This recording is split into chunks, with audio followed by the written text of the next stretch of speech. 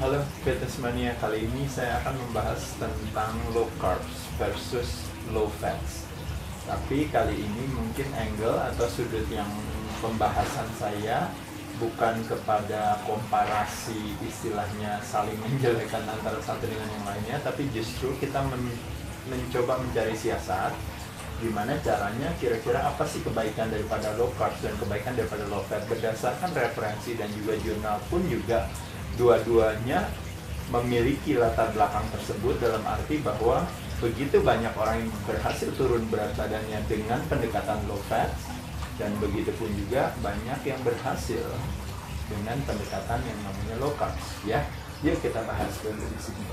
Satu, sekali lagi kita langsung masuk dulu ke yang paling populer dulu, yaitu adalah low carbs. Biasanya kalau low carbs di sini kebanyakan salah satu yang paling populer yang dikenal dengan namanya low carbs high fat diet, ya, atau mungkin juga ada yang disebut dengan namanya ketogenic diet.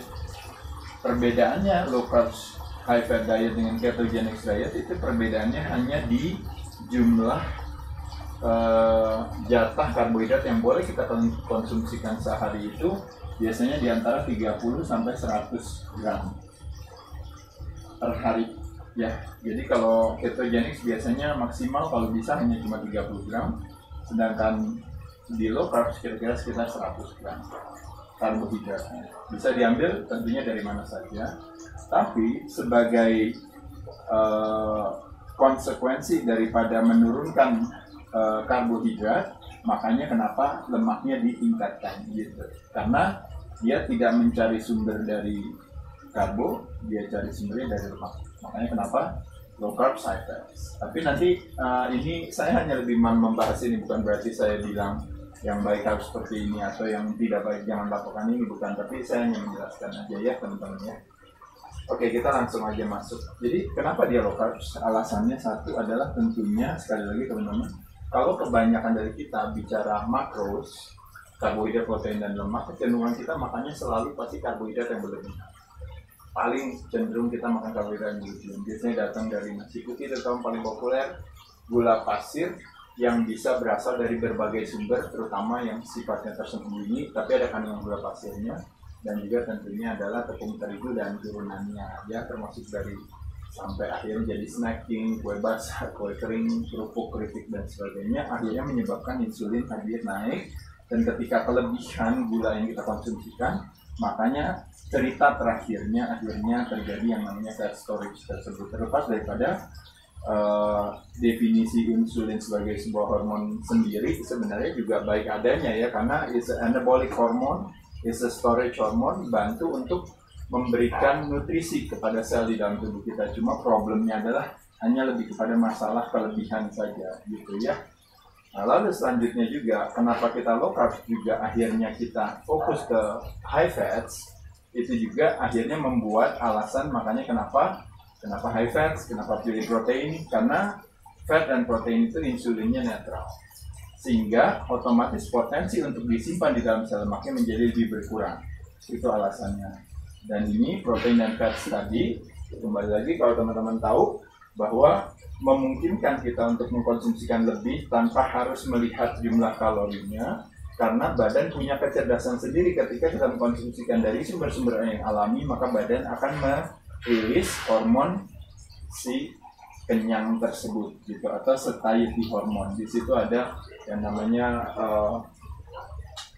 CCK, ada peptide YY, leptin dan sebagainya, yang akhirnya hadir ketika kita mengkonsumsikan ini, sehingga jadi potensi untuk kelebihan protein itu sebenarnya bisa dibilang lebih jarang dibandingkan dengan potensi kelebihan karbohidrat. Begitupun juga lemak, karena biasanya kalau kita makan dua hal ini, dua makros ini, kecenderungannya kita pasti akan kenyang gitu. Tapi kalau kita konsumsinya karbo, biasanya kita tidak mengenal rasa kenyang.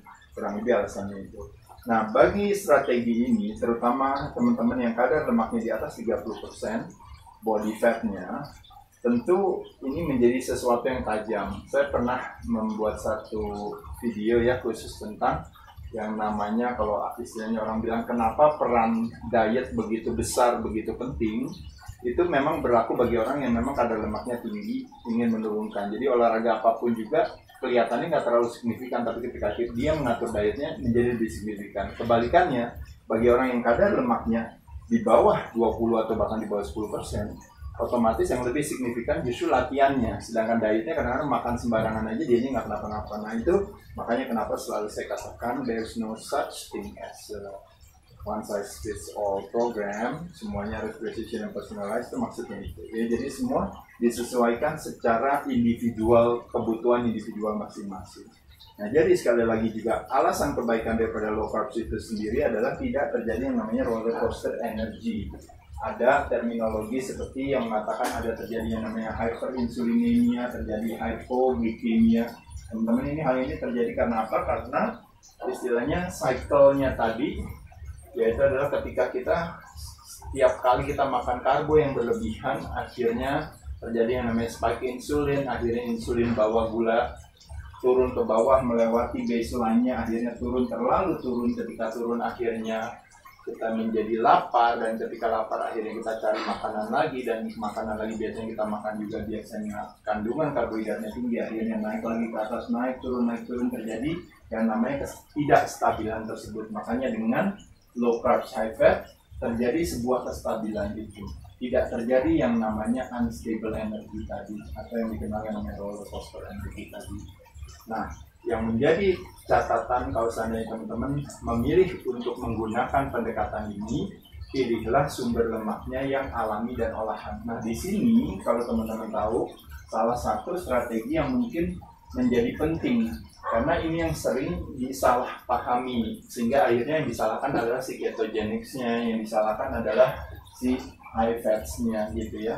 Pada kenyataannya kalau kita berbicara high fat gitu, high fat itu satu adalah bukan artinya kita dwelling untuk bilang bahwa saya harus makan lemaknya saya naikin, nggak ada kerjaan saya naikin lemak, tentu tidak.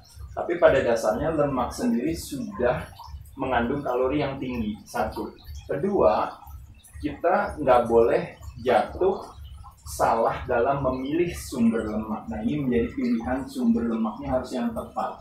Karena kalau sumber lemak yang kita pilih adalah yang refined fats atau yang dikenal dengan lemak-lemak olahan, di mana diproses dalam waktu yang sangat panjang dengan pemanasan yang sangat tinggi sehingga terjadinya yang namanya damaging daripada sumber tersebut gitu ya. Bukan berarti sumbernya juga buruk ya, sumbernya baik, tapi dalam prosesnya tersebut akhirnya terjadi kerusakan sehingga akhirnya terjadi toxicity gitu ya. Makanya kenapa margarin, minyak sayuran dari canola, soy, mungkin jagung dan sebagainya mungkin tidak terlalu direkomendasikan ya. Kalau kita ngomongin soal keenakannya, saya nggak tahu ya, itu mungkin bisa aja menjadi pertimbangan. Tapi kalau kita terus-menerus melakukan hal ini, otomatis akan terjadi yang namanya kalau istilahnya orang bilang akhirnya terjadi kronik inflamasi dan sebagainya di pembuluh darah kita. Itu disebabkan karena pilihan makanan yang buruk di sini ya.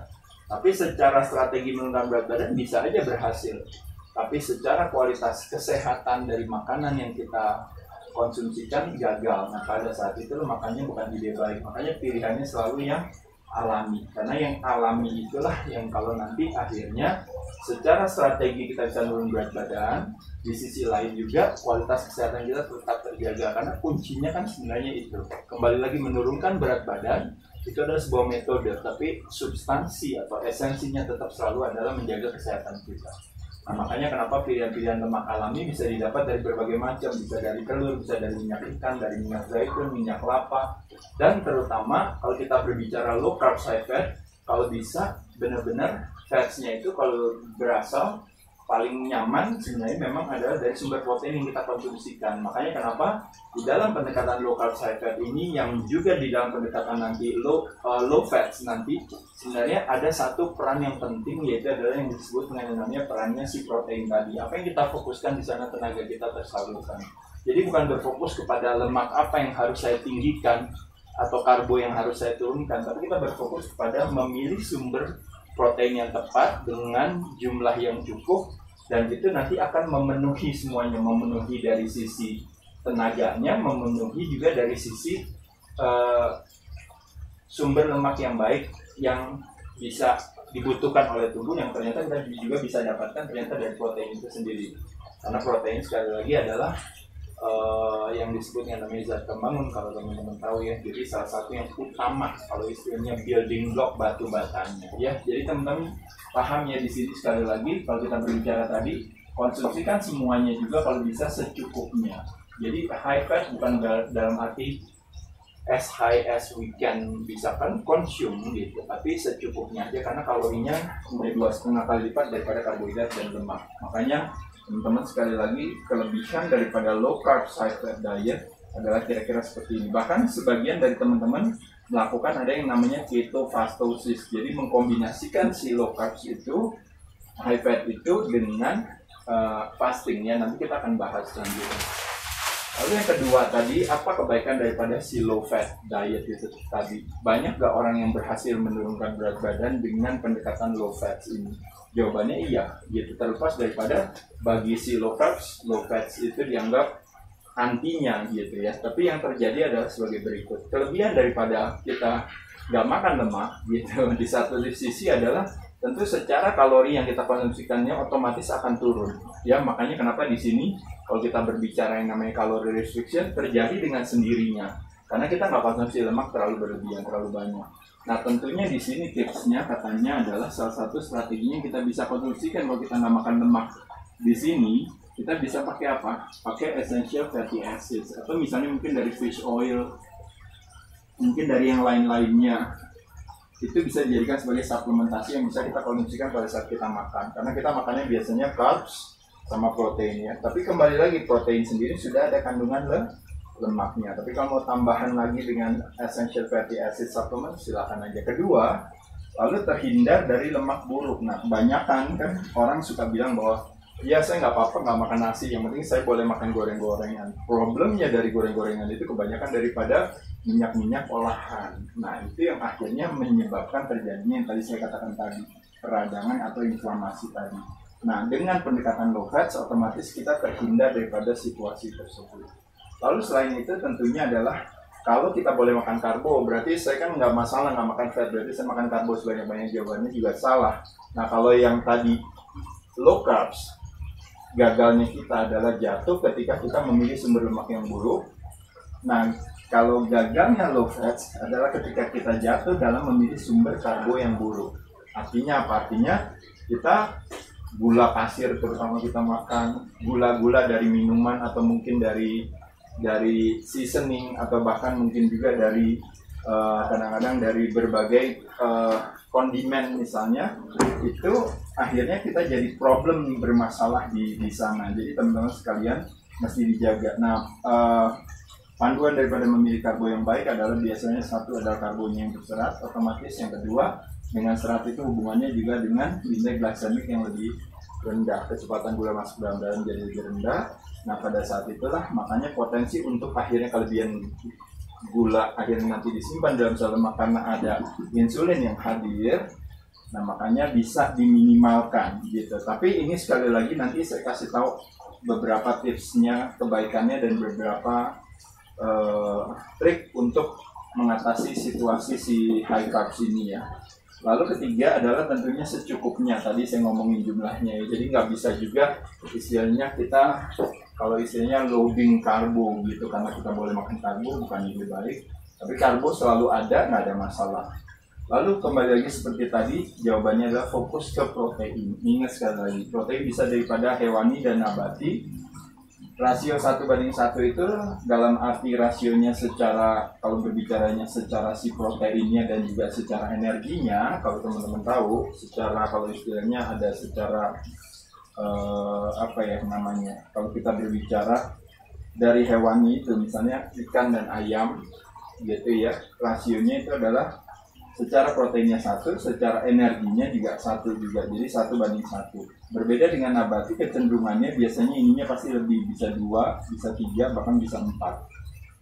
Contohnya misalnya kita kadang-kadang dari nabati kita ambil dari kacang-kacangan, misalnya dalam hal ini yaitu beans misalnya.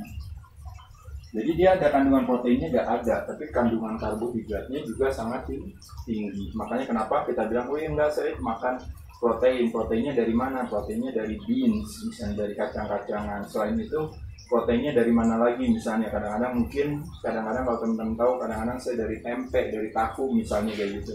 Nah, problemnya dengan dari tumbuh-tumbuhan selain profil essential amino acidnya yang tidak terlalu lengkap, problem permasalahannya juga adalah biasanya kandungan karbohidrat di protein tersebut juga besar gitu. Makanya rasionya tidak menjadi 1:1. Makanya kenapa di sini mesti dijaga juga. Makanya kenapa memang teman-teman mesti paham bahwa kalau seandainya kita memilih sumber protein dari nabati, berarti otomatis kita sudah harus menghitung itu juga sebagai karbo yang kita konsumsikan. Makanya kenapa berarti makan nasinya berarti mesti dikurangin gitu ya. Tapi kalau udah makan nasi juga terus tambahin kacang-kacangan juga, tambahin juga yang lainnya juga, otomatis nanti terjadi yang namanya over consumption of karbohidrat tersebut. Padahal sebenarnya tadi kan kita mau jagain di sana gitu ya. Dan yang terakhir adalah tentunya ini yang paling penting dari pendekatan si low fat diet ini, yaitu adalah harus rajin latihan beban. Kenapa rajin latihan beban? Karena hubungannya latihan beban dengan otot, hubungannya dengan yang namanya, kalau istilahnya namanya sensitivitas IS ya. Jadi sensitivitas insulinnya menjadi lebih tinggi. Ya, jadi karena otot itu ibarat kayak sponge gitu ya. Rajin latihan otomatis dia butuh gulanya lebih banyak. Latihan beban adalah aktivitas yang membakar gula paling efektif dalam waktu yang paling singkat. Nah, makanya kenapa di sini teman-teman bisa lihat banyak orang bilang istilahnya katanya nggak takut sama karbo karena apa? Karena rajin latihan beban itu maksudnya itu gitu. Jadi ke satu otot bisa intercept karena kembali lagi insulin kan dia harus mengambil kelebihan gula itu untuk ditaruh di mana? Disimpan ke dalam, satu adalah otot dan liver. Nah, baru selanjutnya adalah baru lemak, kan kalau teman-teman bisa lihat di sini. Nah, jadi liver ini kurang lebih sekitar 100 gram, otot ini kurang lebih sekitar 600 gram. Nah, tapi sekali lagi di sini perannya itu sangat gede sekali. Si otot ini adalah is the largest site of glucose. Kalau kita berbicara pilihan sumber gula, kita nggak ngambil dari fruktosa, tapi kita ngambil dari non fruktosa, maka otot disebut dengan yang namanya the largest site of glucose disposal. Tempat pembuangan glukosa terbesar itu adanya di otot rangka. Makanya memungkinkan buat teman-teman sekalian akhirnya punya jatah makan karbohidrat yang lebih tinggi. Makanya kenapa di sini ada istilah yang disebut dengan namanya phenotype atau yang disebut dengan namanya metabolic flexibility. Setiap orang itu berbeda-beda tergantung daripada apa yang dia lakukan. Makanya kalau massa ototnya banyak, lean body mass-nya banyak karena disebabkan rajin latihan beban, maka nanti berhubungannya juga dengan yang namanya BMR atau resting metabolic rate-nya. Nah, makanya pada saat itulah dia punya kemampuan untuk makan karbo lebih tinggi dibandingkan dengan temannya. Ya, jadi sekali lagi teman-teman di sini, kalau low fat biasanya kebanyakan memang anak-anak binaraga yang kadar lemaknya memang rendah, dia bisa memakai pendekatan ini. Tapi kalau seandainya teman-teman yang masih kegemukan, masih overweight, kadang-kadang lebih cocok dia memakai pendekatan si low carbs. Jadi dua-duanya boleh teman-teman, ya, nggak ada masalah. Nah, poinnya dari cerita ini adalah dengan teman-teman memilih mau pendekatan yang mana silakan saja. Yang penting teman-teman tetap melakukan yang namanya si intermittent fasting atau puasa itu tadi. Jadi intermittent fastingnya tetap terus berlangsung, meskipun mau muscle building, meskipun mau ini tetap berlangsung. Cuma kembali lagi kalau kita berbicara tergantung masing-masing durasi. Makanya kenapa kalau mungkin orang yang mungkin kadar lemaknya udah rendah sekali, kebutuhan puasanya nggak ada, tapi kira-kira kalaupun tetap berpuasa dia bisa tetap di 12-12 atau bahkan cuma sekedar 10 jam saja nggak ada masalah. Nah, makanya apa kelebihan daripada intermittent fasting? Secara alami sudah kita lakukan, cuma memang masing-masing punya durasi yang berbeda. Bagi yang menurunkan berat badan otomatis tentu di 16-18 jam. Bagi yang santai-santai biasa karena cuma tidur aja 8 jam juga udah tidak makan kan. Dari setiap hari kita sudah melakukan karena kita tidur di 8 jam. Lalu yang kedua adalah tentunya murah. Karena apa? Karena kita jadi nggak makan terlalu banyak. Karena jendela makan kita menjadi lebih sedikit pada saat kita melakukan aktivitas puasa. Ketiga, tentu jawabannya adalah mudah. Is a basic, kalau istilahnya is a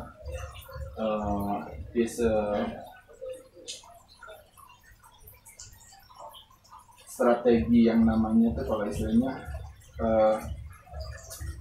is a diet for dummies. atau diet for kids kalau kita berbicara puasa. Jadi artinya saking mudahnya gitu ya kita bisa melakukan, karena kita cukup cuma bilang ya udah Bu, nggak usah makan pagi, langsung makan siang aja. Ya udah Bu, pilih aja jenis makanan apa, pilih aja waktu yang Ibu bilang boleh makan, ditentukan oleh Ibu sendiri. Apakah jam 8 sampai jam 4 yang Ibu boleh makan, selebihnya udah nggak boleh makan, cuma boleh minum aja. Atau misalnya Ibu boleh makan dari jam 10 sampai jam 6 tapi selebihnya minum aja. Atau Ibu boleh makan baru makan jam 12 siang, terakhir makan jam 7 atau jam 8 malam. Ini yang disebut namanya time restricted feeding ya. Ini Ibu mau pilih aja seandainya. Jadi pendekatannya itu begitu mudahnya. Teman-teman nanti bisa lihat di dunia Aderai ketika saya berbicara soal beberapa jenis daripada puasa ya. Lalu selanjutnya itu tentunya adalah yang tadi dikatakan adalah berlaku bagi siapa saja. Jadi siapa saja bisa puasa sesuai dengan kebutuhannya masing-masing. Ya, itu termasuk saya sekalipun, misalnya kalau lemaknya di bawah 10% sekalipun, meskipun tujuannya juga mau muscle building, mau ibaratnya mungkin mau naikin berat badan atau dalam hal ini mau menaikkan massa ototnya, tetap masih kita bisa puasa juga. Saya kadang-kadang menggunakan puasa saya sebagai satu waktu bagi saya untuk memberikan kesempatan kepada organ tubuh saya untuk relax gitu. Jadi mungkin makannya sampai malam, kadang-kadang protein tinggi ya, kadang-kadang juga makannya juga mungkin suka banyak, tapi tetap saya pagi perut kosong saya latihan. Itu sesuatu hal yang menurut saya yang baik yang bisa saya lakukan. Saya baru makan masuk di meal pertama saya di siang, saya rasa itu satu hal yang sangat baik ya. Lalu selanjutnya tentunya adalah kebermanfaatan daripada puasa, yaitu adalah puasa memberikan kesehatan kita menjadi lebih meningkat ya. Disebabkan karena apa? Otomatis satu, karena insulinnya otomatis kita bisa kontrol sehingga tidak terjadi yang namanya kalau istilahnya makanan mengkontrol kita gitu ya. Biasanya kita kan dikontrol oleh makanan ya, tapi dengan kita berpuasa justru kebalikannya, kita bisa mengontrol apa yang kita mau makan. Kedua, terjadi yang namanya fat burning atau fat loss itu sendiri terjadi karena membayangkan tubuh kita seperti lemari es, maka kita bisa menggunakan si makanan-makanan yang ada di freezer itu yang untuk dipecah menjadi energi ketika kita tidak makan. Selain itu juga tubuh begitu cerdas untuk mempertahankan ototnya, makanya dia merilis yang namanya human growth hormone. It's a sparing muscle hormone. Jadi dia spare si otot kita. Selain itu juga hubungannya juga brain derived neurotrophic factor, hubungannya juga dengan kayak nanti bisa menjadi modalitas bagi tubuh ini untuk meng-create new connection, new synapses, new brain cells dan sebagainya. Ini juga satu hal yang sangat baik. Selain itu juga fokus secara clarity, secara mental juga menjadi tinggi karena pada saat puasa justru kita biasanya akan jadi lebih fokus ya. Kalau teman-teman tahu itu ada hubungannya dengan kebaikan daripada si kortisol. Meskipun selama ini selalu kortisol dianggap sebagai hormon stres yang salah, tapi justru kembali lagi fokus itu membutuhkan kortisol ya. Dan selain itu tentunya adalah dengan berpuasa imunitas kita akan semakin lebih tinggi juga seiring juga dengan kadar lemaknya semakin menurun. Jadi potensi berbagai penyakit degeneratif juga semakin rendah, semakin turun ya kalau teman-teman tahu. Dan belum lagi kalau kita berbicara dari penemuan Dr. Yoshinori tahun 2016 mendapatkan hadiah Nobel ketika menemukan yang namanya self cleaning atau autophagy itu sendiri ketika kita berpuasa selama 18 jam. Nah, jadi teman-teman membayangkan puasa, membayangkan latihan beban, membayangkan juga nanti akhirnya kita mengatur pada saat buka puasa dengan memilih mau yang makan 3 kali boleh, mau makan 2 kali boleh, makan cuma 1 kali one meal a day aja juga boleh. Nah, teman-teman mengkombinasikan pilihannya teman-teman mau strateginya low fat atau mau strateginya low carb. Bukan berarti setelah buka puasa berarti saya boleh makan apa saja, tapi setelah buka puasa saya mengkombinasikan yang mana yang saya mau pilih strateginya. Ini akhirnya menjadi sebuah strategi yang tajam bagi teman-teman bisa meningkatkan kualitas kesehatan. Mengingat apalagi kayak sekarang ya di musim infeksi ini, justru kalau berbicara yang namanya toxicity secara oportunistik, yaitu adalah si patogen ini semua, dia hanya akan mengambil kesempatan kepada tubuh yang lemah. Nah, kita justru dengan strategi ini kita menjadi tuan rumah yang buruk bagi sebuah kesakitan tersebut sehingga dia tidak bisa mengambil kesempatan. Makanya teman-teman sekalian, nasib kesehatan kita di tangan diri kita sendiri. Bersyukur kalau ada di luar sana yang bisa memfasilitasi kita dengan berbagai gadget, dengan berbagai obat, suntikan, mungkin operasi, mungkin apa yang membutuhkan biaya. Tapi biaya termurah adalah dengan merubah ulah laku kita sendiri tanpa kita harus ketergantungan. Karena kembali lagi warisan pola hidup sehat harusnya kemandirian. Ya, saya ucapkan terima kasih. Semoga bermanfaat informasi. Cheers.